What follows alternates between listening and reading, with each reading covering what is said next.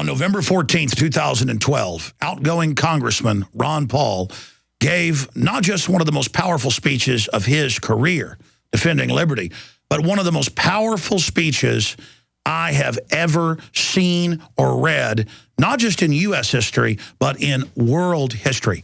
It is a new declaration of independence against the globalist, against the private global corporate government that got a beachhead with the private Federal Reserve in 1913 and who has now taken this country over and used us as the engine of corruption and oppression and premeditated offensive war worldwide. He lays out their crimes, but then he lays out the solution and the way out of this nation that has become a tyrant's tyranny, where the law is basically dead and where we are ruled by a collection of organized crime operating as special interest. So I went to my crew and one of my best editors and researchers, Jon Bowne, and said, I want you to get together all the documentation, all the news articles, the video clips that back up what Ron Paul says, because everything he talked about is true and then some. And so basically this is Ron Paul's 48-minute speech augmented with news articles, legislation, documents, and video clips, so that when he says we're going into global government, our president is telling the Congress that NATO and the UN gives us authority to go to war. We're losing our freedom. The NDAA can secretly arrest us. You can see the news articles. You can see the video clips. You can see the New World Order rubbing our faces in it that we're now under an unelected global government. So Ron Paul breaks it all down. And I wanted to add something to this incredible speech, and that's what we've done. It is Ron Paul's farewell address squared. I've been trying to think of a name of it, and really, we're about to release this in just a day or so, and I still can't think of words strong enough to accurately break down what this is. It's his address to the New World Order. It's his address to history. It's Ron Paul's warning to the world. But at the same time, it's not just negative. He offers solutions. Collectivism and tyranny, or rugged individualism and liberty. Because statists can always package tyranny as something that's good and altruistic. But history shows big government does one thing. It destroys individuals. It creates giant gangs of people that are dependent and allied with the corrupt establishment, and things just get worse from there. So here is Ron Paul's farewell address. But I happen to know about some of the stuff Ron Paul's about to be announcing. It's actually Ron Paul firing the first big salvo in what will become the second American Revolution. Not to end the Union, but to restore the Republic against the globalist. So here is the augmented, bibliographed, documented Ron Paul farewell address. Please share it with everyone you know, because now everything he talks about is documented to the next level for people out there that may not understand his well-researched and eloquent words. Here is Dr. Paul from the floor of the House. The gentleman from Texas, Mr. Paul, is recognized for 60 minutes as the designee of the Majority Leader. I thank you, Mr. Speaker. I ask unanimous consent to revise and extend my remarks. Without objection, so ordered. Mr. Speaker, this may be the last time I speak on the House floor. At the end of the year, I'll leave Congress after 23 years in office over a 36-year period. My goals in 1976 were the same as they are today: promote peace and prosperity by a strict adherence to the principles of individual liberty. It was my opinion that the course of the U.S. embarked on in the latter part of the 20th century would bring us a major financial crisis and engulf us in a foreign policy that would overextend us and undermine our national security. To achieve these goals, I sought the government would have had to shrink in size and scope, reduce spending, change the monetary system, and reject the unsustainable costs of policing the world and expanding the American empire. The problems seem to be overwhelming and impossible to solve, yet from my viewpoint, just following the constraints placed on the federal government by the Constitution would have been a good place to start. Just how much did I accomplish? In many ways, according to conventional wisdom, my off-and-on career in Congress from 1976 to 2012 accomplished very little.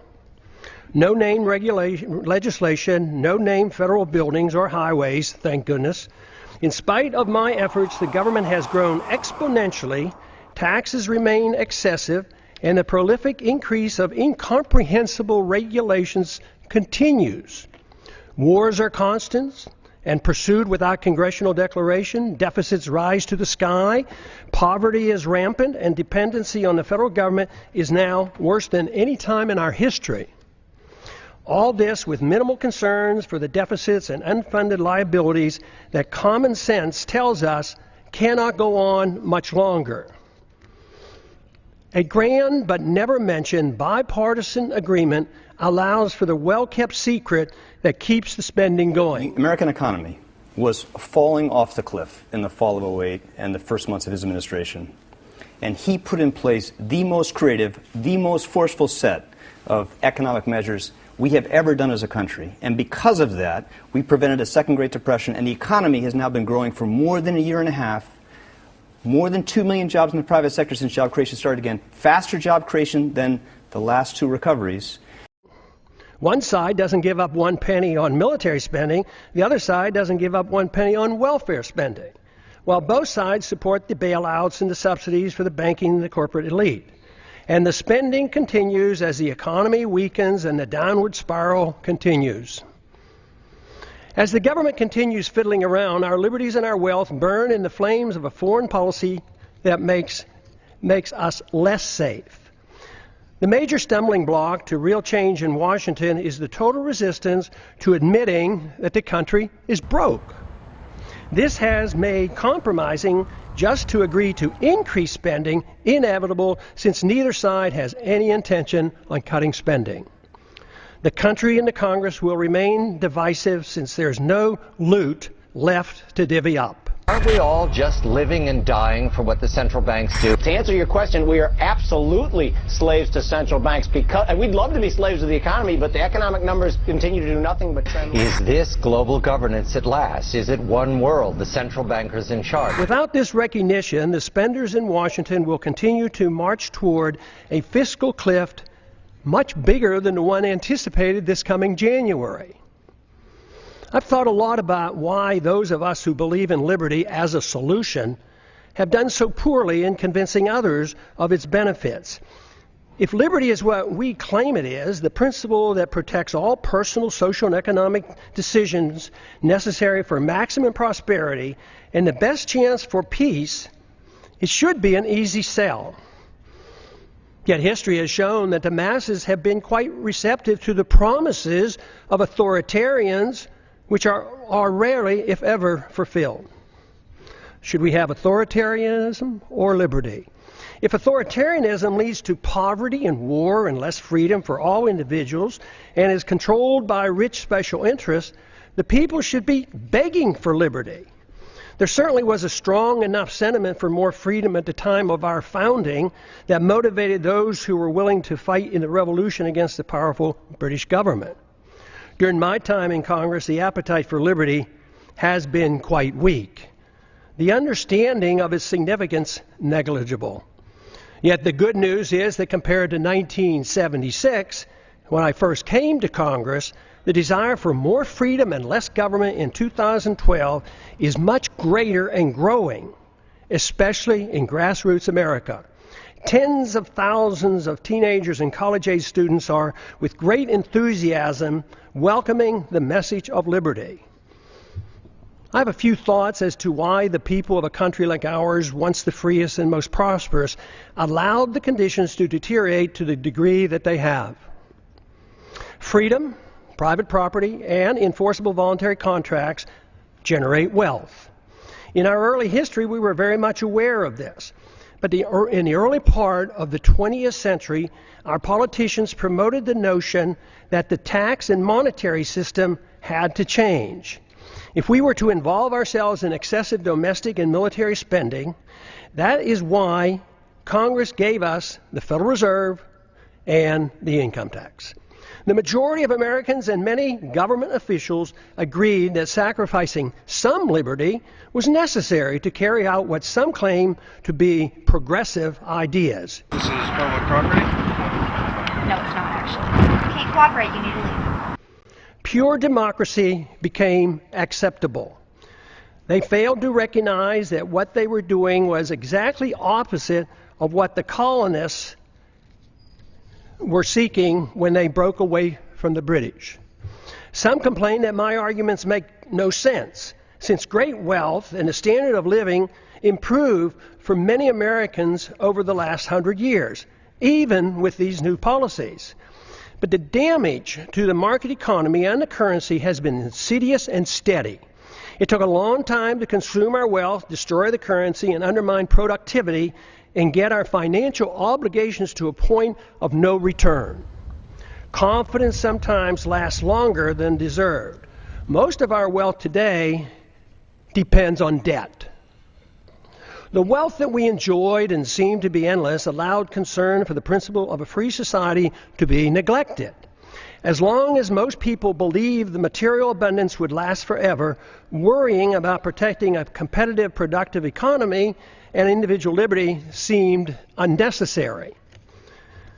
The age of redistribution. This neglect ushered in an age of redistribution of wealth by government, kowtowing to any and all special interests, except for those who just wanted to be left alone. That is why today, money in politics far surpasses money currently going into research and development and productive entrepreneurial efforts. The material benefits became more important than the understanding and promoting the principles of liberty and a free market. It is good that material abundance is a result of liberty, but if materialism is all that we care about, problems are guaranteed.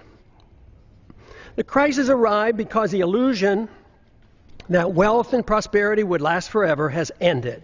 Since it was based on debt and a pretense that debt can be papered over by an out-of-control fiat monetary system, it was doomed to fail.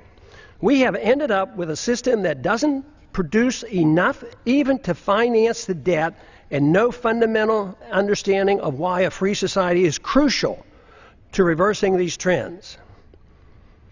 If this is not recognized, the recovery will linger for a long time.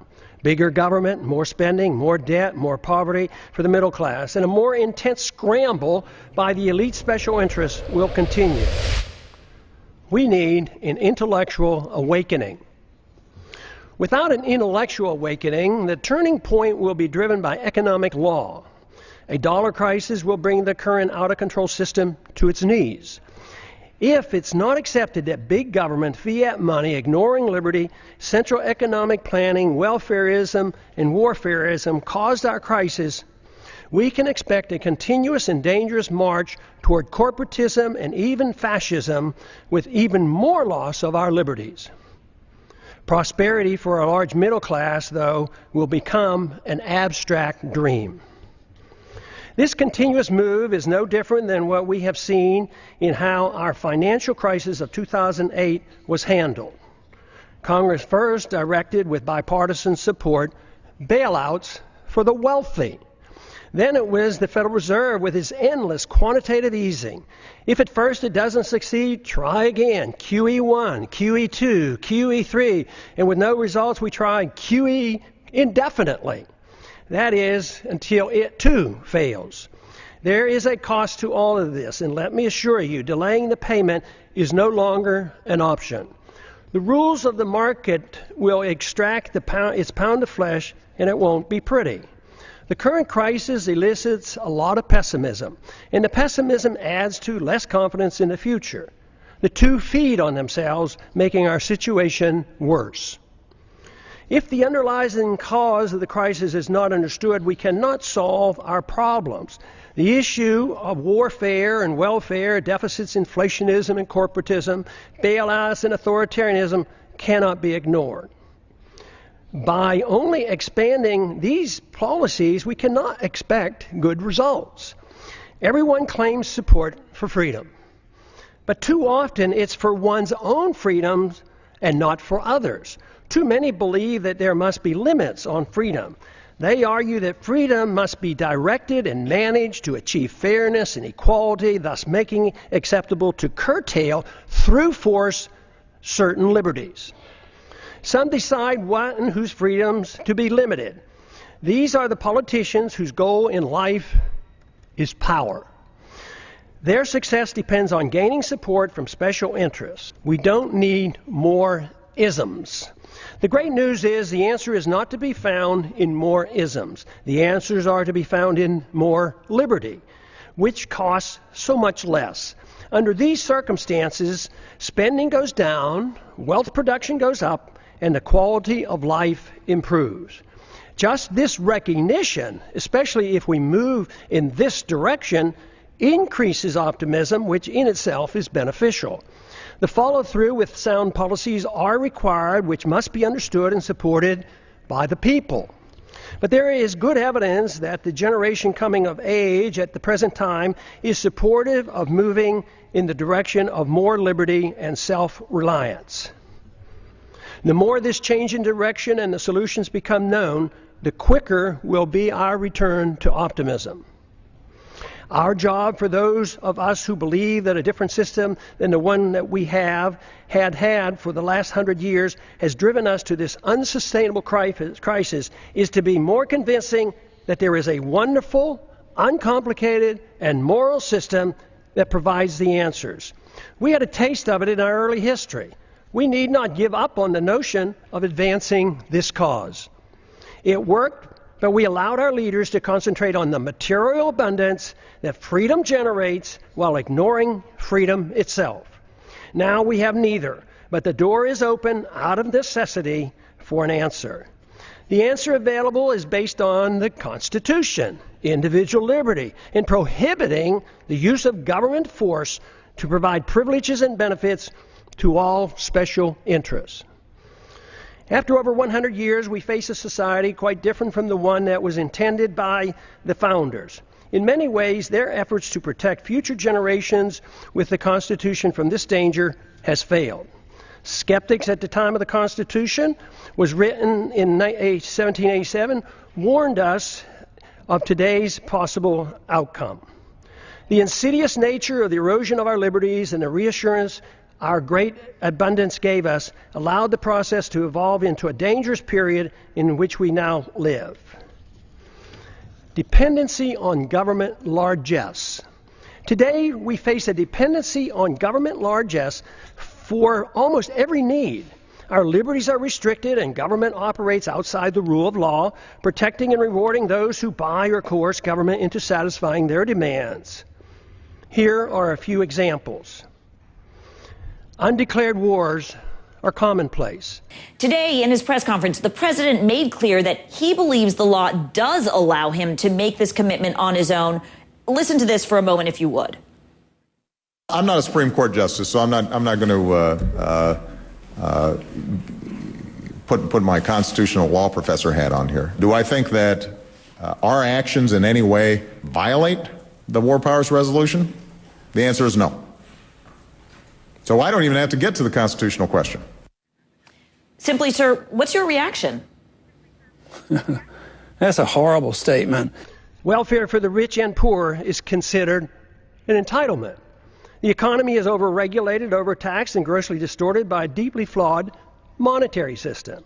Debt is growing exponentially. The Patriot Act and FISA legislation passed without much debate have resulted in a steady erosion of our Fourth Amendment rights. Tragically, our government engages in preemptive war, otherwise known as aggression, with no complaints from the American people. The drone warfare we are pursuing worldwide is destined to end badly for us as the hatred builds, for innocent lives lost and the international laws flaunted. Once we are financially weakened and militarily challenged, there will be a lot of resentment thrown our way. It's now the law of the land that the military can arrest American citizens, hold them indefinitely without charges or a trial. Rampant hostility toward free trade is supported by a large number in Washington. Supporters of sanctions, currency manipulation, and WTO trade retaliation call the true free traders isolationists. Sanctions are used to punish countries that don't follow our orders. Bailouts and guarantees of all kinds of misbehavior are routine. Central economic planning through monetary policy, regulations, and legislative mandates has been acceptable policy. I have a few questions. Excessive government has created such a mess, it prompts many questions. Why are sick people who use medical marijuana put in prison? Why does the federal government restrict the drinking of raw milk? Why can't American manufacturers rope and other products from hemp? Why are Americans not allowed to use gold and silver as legal tender as mandated by the Constitution? Why is Germany concerned enough to consider repatriating their gold held by the Fed for her in New York? Is it that the trust in the U.S. and dollar supremacy beginning to wane? Why do our political leaders believe it's unnecessary to thoroughly audit our own gold? Why can't Americans decide which type of light bulbs they can buy? Why is it the TSA permitted to abuse the rights of any American traveling by air? Why should there be mandatory sentences, even up to life, for crimes without victims, as our drug laws require? Why have we allowed the federal government to regulate commodes in our homes? Why is it political suicide for anyone to criticize AIPAC? Why haven't we given up on the drug war, since it's an obvious failure and violates the people's rights? Has nobody noticed that the authorities can't even keep drugs out of the prisons? How can making our entire society a prison solve the problem? Why do we sacrifice so much getting necessarily involved in border disputes and civil strife around the world and ignore the root cause of the most dangerous, deadly border in the world, the one between Mexico and the United States? Why does Congress willingly give up its prerogatives to the executive branch? Why does changing the party in power never change policy? Could it be that the views of both parties are essentially the same? Why did the big banks, the large corporations, and foreign banks and foreign central banks get bailed out in 2008, and the middle class lost their jobs and their homes? Why do so many in the government and the federal officials believe that creating money out of thin air creates wealth? Why do so many accept the deeply flawed principle that government bureaucrats and politicians can protect us from ourselves without totally destroying the principle of liberty? Why can't people understand that war always destroys wealth and liberty? Why is there so little concern for the executive order that gives the president authority to establish a kill list, including American citizens, of those targeted for assassination? Why is patriotism thought to be blind loyalty to the government and the politicians who run it, rather than loyalty to the principles of liberty and support for the people? Real patriotism is a willingness to challenge the government when it's wrong. Why is it claimed that if people won't or can't take care of their own needs, that people in government are able to do it for them? Why did we ever give the government a safe haven for initiating violence against the people? Why do so many members defend free markets but not civil liberties? Why do so many members defend civil liberties but not free markets? Aren't they the same? Why don't more defend both economic liberty and personal liberty? Why are there not more individuals who seek to intellectually influence others to bring about positive changes, those who seek changes, than those who seek power to force others to obey their commands?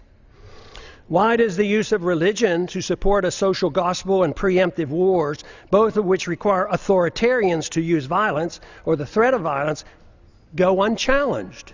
Aggression and forced redistribution of wealth has nothing to do with the teachings of the world's great religions.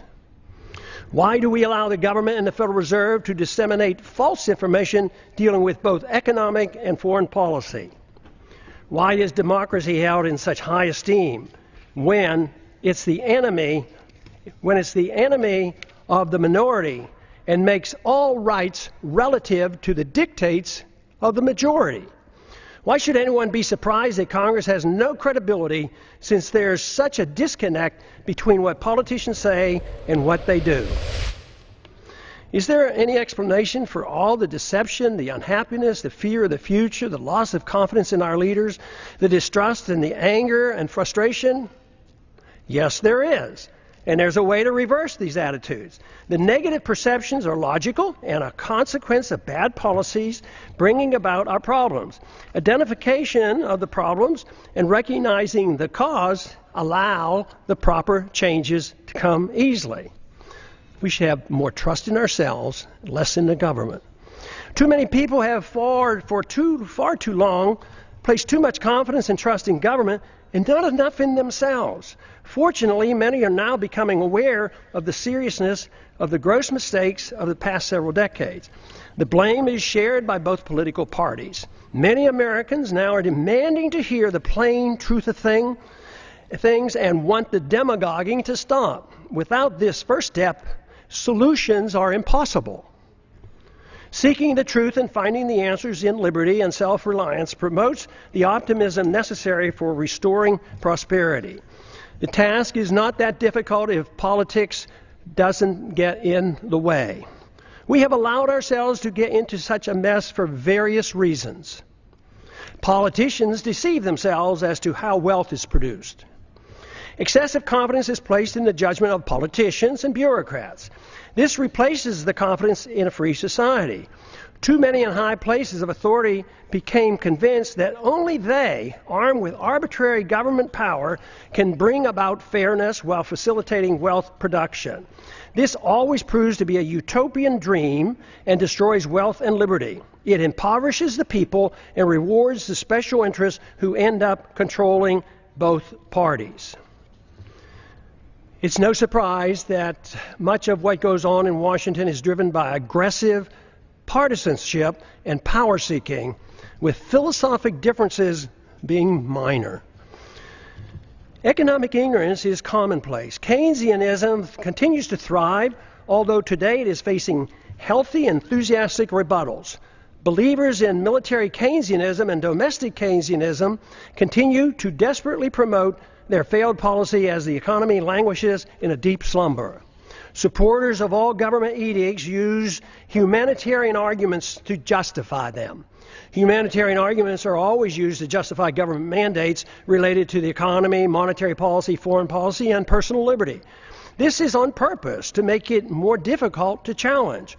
But initiating violence for humanitarian reasons is still violence. Good intentions are no excuse and are just as harmful as when the people use and force with bad intentions. The results are always negative.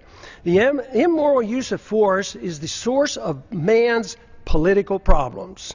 Sadly, many religious groups, secular organizations, and psychopathic authoritarians endorse government-initiated force to change the world. Even when the desired goals are well-intentioned, or especially when they're well-intentioned, the results are dismal. The good results sought never materialize. The new problems created require even more government force as a solution. The net result is institutionalizing government-initiated violence and morally justifying it on humanitarian grounds. This is the same fundamental reason our government uses force for invading other countries at will, central economic planning at home, and the regulation of personal liberty and habits of our citizens. It is rather strange that unless one has a criminal mind and no respect for other people and their property, no one claims it's permissible to go into one's neighbor's house and tell them how to behave, what they can eat, smoke, and drink, or how to spend their money. Yet, rarely is it asked why is it morally acceptable that a stranger with a badge and a gun can do the same thing in the name of law and order. Any resistance is met with brute force, fines, taxes, arrests, and even imprisonment. This is done more frequently every day without a search warrant. No government monopoly over initiating violence is what we need. Restraining aggressive behavior is one thing, but legalizing a government monopoly for initiating aggression can only lead to exhausting liberty associated with chaos, anger, and a breakdown of civil society. Permitting such authority and expecting a saintly behavior from the bureaucrats and the politicians is a pipe dream. We now have a standing army of armed bureaucrats in the TSA, CIA, FBI, Fish and Wildlife, FEMA, IRS, Corps of Engineers, etc., numbering over 100,000. Citizens are guilty until proven innocent in the unconstitutional administrative courts. I don't have to show my ID, sir. Yes, you do. No, I don't, sir. Yes, you do. No, I don't. It's my constitutional right. I just need your information. That's all. For why? I'm not withholding, but why? Because I need to do a report. On what? I'm just a guy standing here. Because they're calling me, so now a report has to be generated. Let me see your identification. I don't need to show you my identification. He doesn't have to show you his identification. Government in a free society should have no authority to meddle in the social activities or the economic transactions of individuals, nor should government meddle in the affairs of other nations. All things peaceful, even when controversial, should be permitted.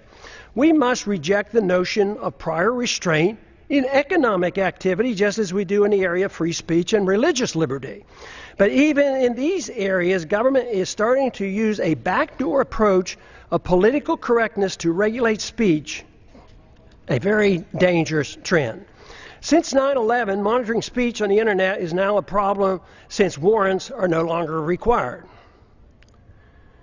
The proliferation of federal crimes. The Constitution established 4 federal crimes. Today, the experts can't even agree on how many federal crimes are now on the books. They number into the thousands. No one person can comprehend the enormity of the legal system, especially the tax code.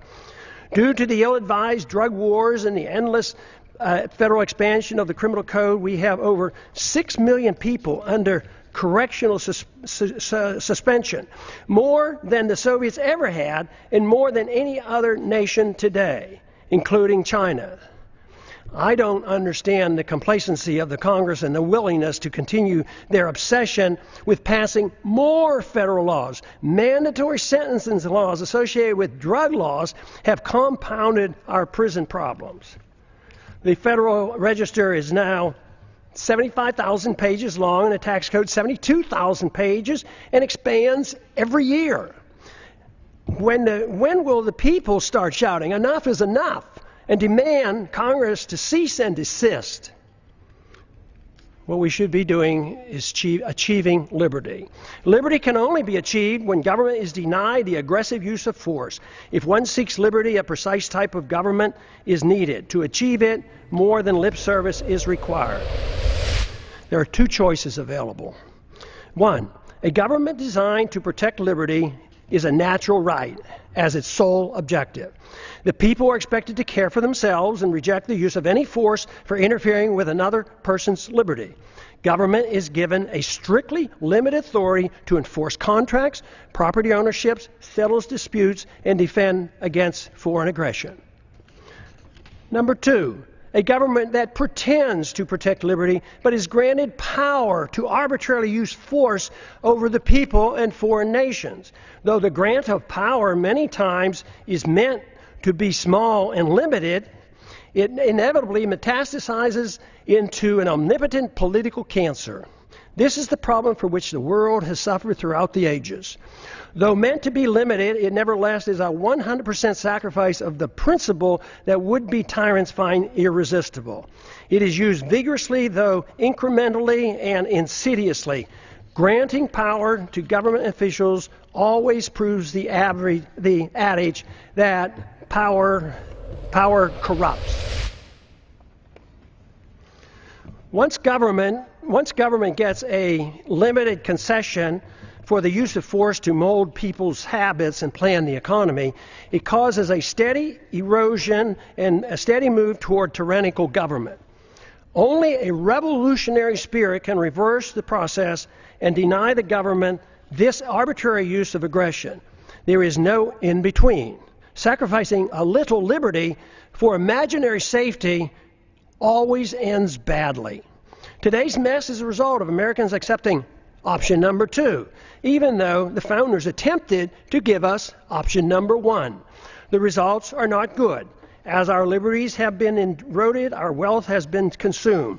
The wealth we see today is based on debt and a foolish willingness on the part of foreigners to take our dollars for goods and services. Then they loan them back to us to perpetuate our debt system.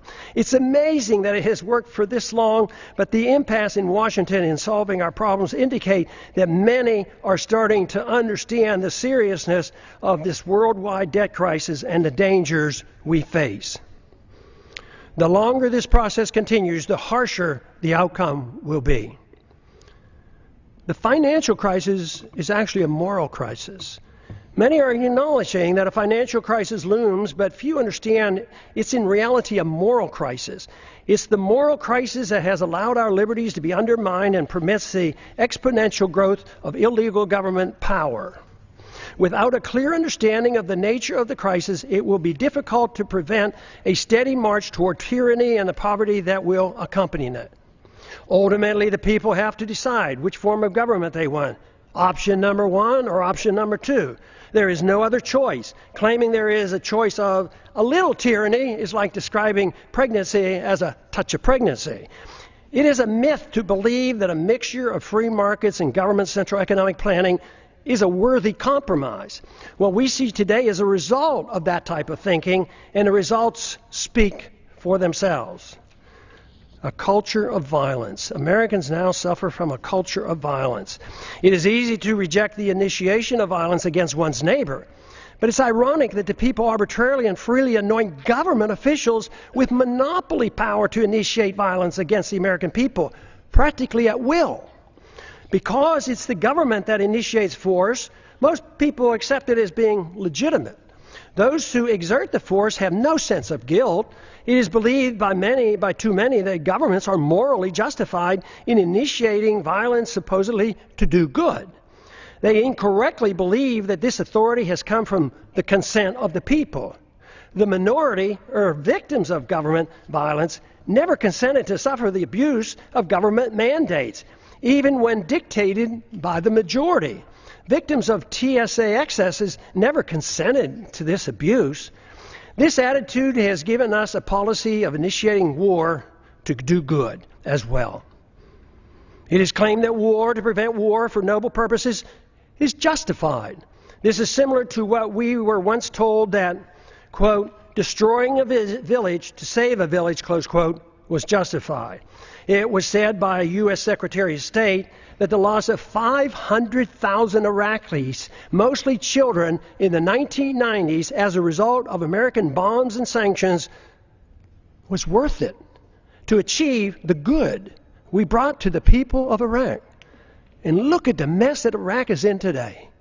Government use of force to mold social and economic behavior at home and abroad has justified individuals using force on their own terms. The fact that violence by government is seen as morally justified is the reason why violence will increase when the big financial crisis hits and becomes a political crisis as well.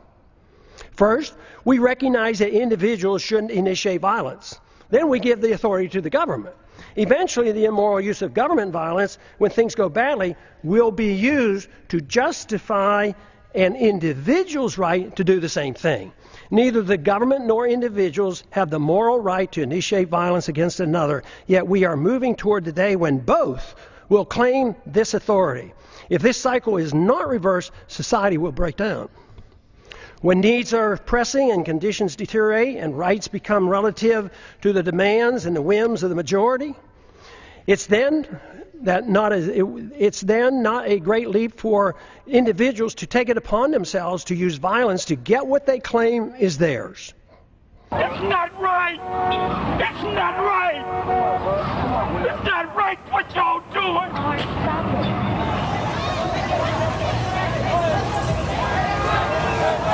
As the economy deteriorates and the wealth discrepancy increase, as they already are occurring, violence increases as those in need take it in their own hands to get what they believe is theirs.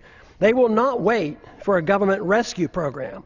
When government officials wield power over others to bail out the special interests, even with disastrous results to the average citizens, they feel no guilt for the harm they do.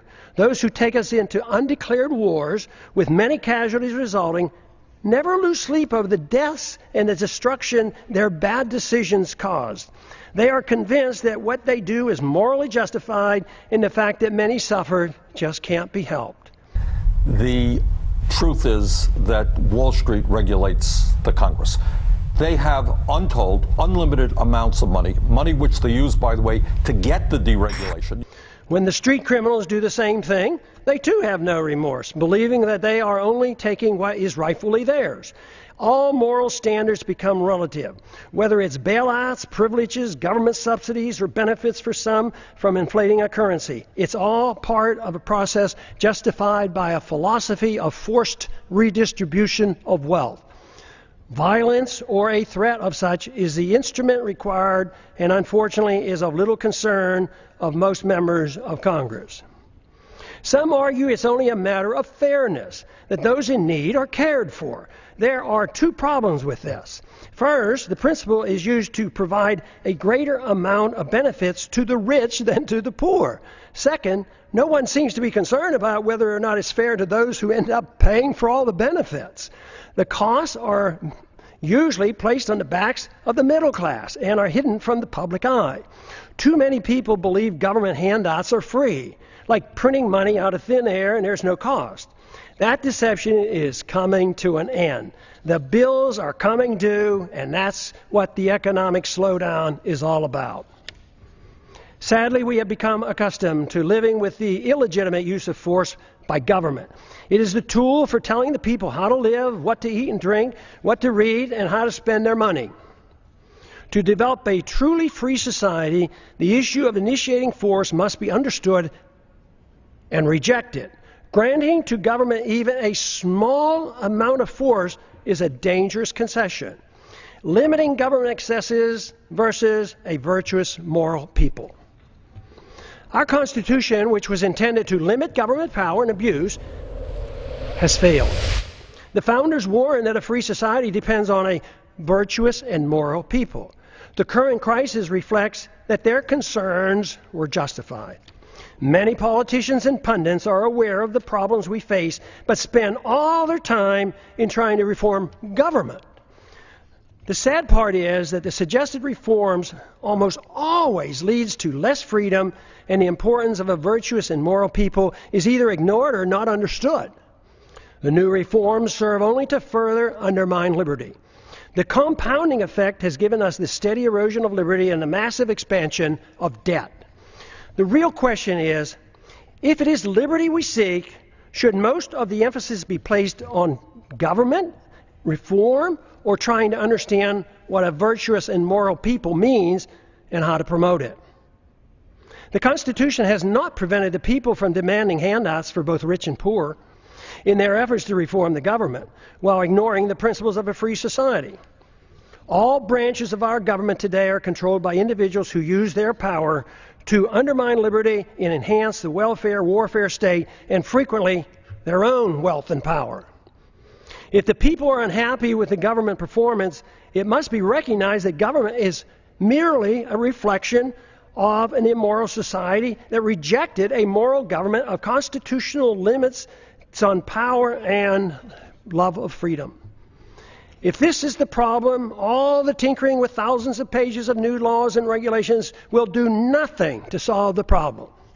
It is self-evident that our freedoms have been severely limited, and the apparent prosperity we still have is nothing more than leftover wealth from a previous time. This fictitious wealth based on debt and benefits from a false trust in our currency and credit will play havoc with our society when the bills come due. This means that the full consequence of our lost liberties is yet to be felt.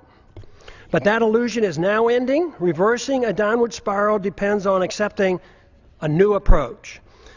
Expect the rapidly expanding homeschooling movement to play a significant role in the revolutionary reforms needed to rebuild a free society.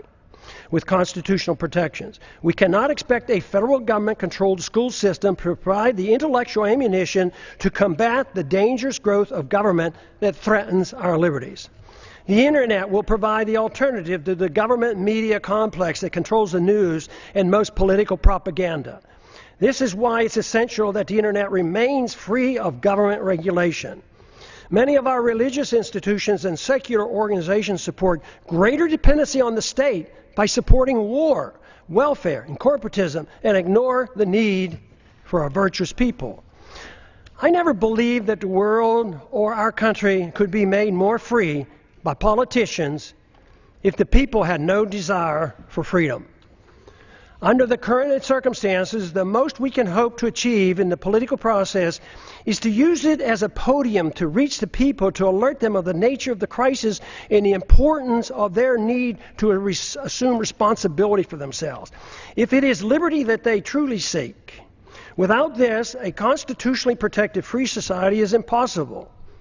If this is true, our individual goal in life ought to be for us to seek virtue and excellence and recognize that self-esteem and happiness only comes from using one's natural ability in the most productive manner possible, according to one's own talents. Somebody invested in roads and bridges. If you got a business, that you didn't build that.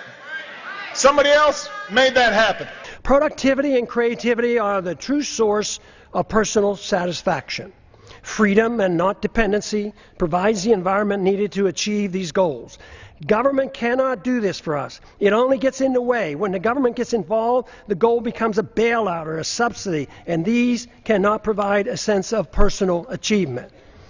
Achieving legislative power and political influence should not be our goal. Most of the change, if it is to come, will not come from the politicians, but rather from individuals, family, friends, intellectual leaders, and our religious institutions. The solution can only come from rejecting the use of coercion, compulsion, government commands, and aggressive force to mold social and economic behavior. Without accepting these restraints, inevitably the consensus will be to allow the government to mandate economic equality and obedience to the politicians who gain power and promote an environment that smothers the freedoms of everyone. It is then that the responsible individuals who seek excellence and self-esteem by being self-reliant and productive become the victims. In conclusion, what are the greatest dangers that the American people face today that impede the goal of a free society? There are 5. The continuous attack on our civil liberties, which threaten the rule of law and our ability to resist the onrush of tyranny. Number 2, violent anti-Americanism that has engulfed the world. Because the phenomenon of blowback is not understood or denied, our foreign policy is destined to keep us involved in many wars that we have no business being in. National bankruptcy and a greater threat to our national security will result. Number 3, the ease in which we go to war, without a declaration by Congress, but accepting international authority from the UN or NATO, even for preemptive wars, otherwise known as aggression. Well, who are you asking for the legal basis from? If it's obviously, if the UN passed a security resolution, as it did in Libya, we would do that. If NATO came together, as we did in Bosnia, we would rely on that. So, you know, we have options here. Number 4, a financial political crisis as a consequence of excessive debt, unfunded liabilities, spending, bailouts, and gross discrepancy in wealth distribution going from the middle class to the rich.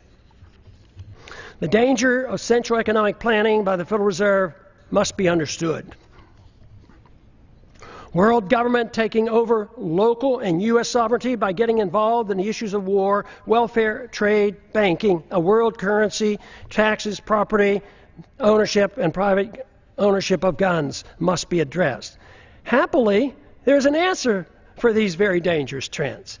What a wonderful world it would be if everyone accepted the simple moral premise of rejecting all acts of aggression. The retort to such a suggestion is always, it's too simplistic, too idealistic, impractical, naive, utopian, dangerous, and unrealistic to strive for such an ideal. The answer to that is that for thousands of years, the acceptance of government force to rule over the people at the sacrifice of liberty was considered moral and the only available option for achieving peace and prosperity. What could be more utopian than that myth? Considering the results, especially looking at the state-sponsored killing by nearly every government during the 20th century, estimated to be in the hundreds of millions of people, it's time to reconsider this grant of authority to the state. No good has ever come from granting monopoly power to the state to use aggression against the people to arbitrarily mold human behavior. Such power, when left unchecked, becomes the seed of an ugly tyranny. This method of governance has been adequately tested, and the results are in. The reality dictates we try liberty. The idealism of non-aggression and rejecting the offensive use of force should be tried. The idealism of government-sanctioned violence has been abused throughout history and is the primary source of poverty and war. The theory of a society being based on individual freedom has been around for a long time. It's time to take a bold step and actually permit it by advancing this cause rather than taking a step backwards as some would like us to do today. Today, the principles of habeas corpus, established when King John signed the Magna Carta in 1215, is under attack in our own government. There's every reason to believe that a renewed effort with the use of the internet, that we can instead advance the cause of liberty by spreading an uncensored message that will serve to rein in government authority and challenge the obsession with war and welfare. What I'm talking about is a system of government guided by the moral principles of peace and tolerance. The founders were convinced that a free society could not exist without a moral people. Just writing rules won't work if the people choose to ignore them. Today, the rule of law written in the Constitution has little meaning for most Americans, especially those who work in Washington, D.C. Benjamin Franklin claimed, quote, "Only a virtuous people are capable of freedom." John Adams concurred, quote, "Our Constitution was made for a moral and religious people. It is wholly inadequate for the government of any other." A moral people must reject all violence in an effort to mold people's beliefs or habits. A society that boos or ridicules the golden rule is not a moral society. All great religions endorse the golden rule. The same moral standards that individuals are required to follow should apply to all government officials. They cannot be exempt. The ultimate solution is not in the hands of the government. The solution falls on each and every individual with guidance from family, friends, and community. The number one responsibility for each of us is to change ourselves with hope that others will follow. This is of greater importance than the working on changing the government. That is secondary to promoting a virtuous society. If we can achieve this, then the government will change. It doesn't mean that political action or holding office has no value. At times, it does nudge policy in the right direction. But what is true is that when seeking office is done for personal aggrandizement, money, or power, it becomes useless if not harmful. When political action is taken for the right reasons, it's easy to understand why compromise should be avoided. It's also become clear why progress is best achieved by working with coalitions, which bring people together without anyone sacrificing his principles. Political action, to be truly beneficial, must be directed toward changing the hearts and minds of the people, recognizing that it's virtue and morality of the people that allow liberty to flourish. The Constitution or moral laws per se have no value if the people's attitudes aren't changed. To achieve liberty and peace, two powerful human emotions have to be overcome. Number one is envy, which leads to hate and class warfare. Number two is intolerance, which leads to bigoted and judgmental policies. These emotions must be replaced with a much better understanding of love, compassion, tolerance, and free market economics. Freedom, when understood, brings people together. When tried, freedom is popular. The problem we have faced over the years has been that economic interventionists are swayed by envy, whereas social interventionists are swayed by intolerance or of habits and lifestyles. The misunderstanding that tolerance is an endorsement of certain activity motivates many to legislate moral standards which should only be set by individuals making their own choices. Both sides use force to deal with these misplaced emotions. Both are authoritarians. Neither endorses voluntarism. Both views ought to be rejected. I have come to one firm conviction after these many years of trying to figure out the plain truth of things. The best chance for achieving peace and prosperity for the maximum number of people worldwide is to pursue the cause of liberty. If you find this to be a worthwhile message, spread it throughout the land. And I yield back the balance of my time. It's back.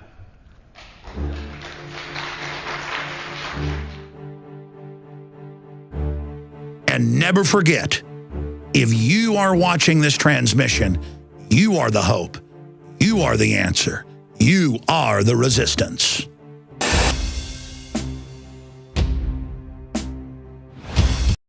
Visit Infowars.com and PrisonPlanet.com.